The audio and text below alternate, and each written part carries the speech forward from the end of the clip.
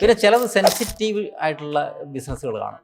Okay. അതായത് sensitive എന്ന് വെച്ചാൽ taxi service, courier, packers and movers, ഇതൊക്കെ GMBയെ സംബന്ധിച്ചിടത്തോളം കുറച്ച് സെൻസിറ്റീവാണ്. അപ്പോൾ ഇങ്ങനെയുള്ളത് വരുമ്പോൾ ഞാൻ വേറൊരു അപ്രോച്ച് എടുക്കാറുണ്ട്. ഗൂഗിളിന് ഒരു പരിപാടിയുണ്ട്. ഗൂഗിൾ തേർഡ് പാർട്ടി വെബ്സൈറ്റുകളെ ആശ്രയിക്കും. ഓക്കെ. അതായത് ഇൻഫർമേഷൻ അഗ്രിഗേറ്റേഴ്സ് ആണ് ഈ വെബ്സൈറ്റുകൾ വിളിക്കുക. Justdial, Booking.com, TripAdvisor, Trustpilot, Yelp, ഇങ്ങനെയൊക്കെയുള്ള കുറേ വെബ്സൈറ്റുകളുണ്ട്. ഇതൊക്കെ തേർഡ് പാർട്ടി വെബ്സൈറ്റുകളാണെങ്കിലും ഇതിനെ ഗൂഗിൾ ഇൻഫർമേഷൻ അഗ്രിഗേറ്റേഴ്സ് ആയിട്ടാണ് കാണുന്നത്.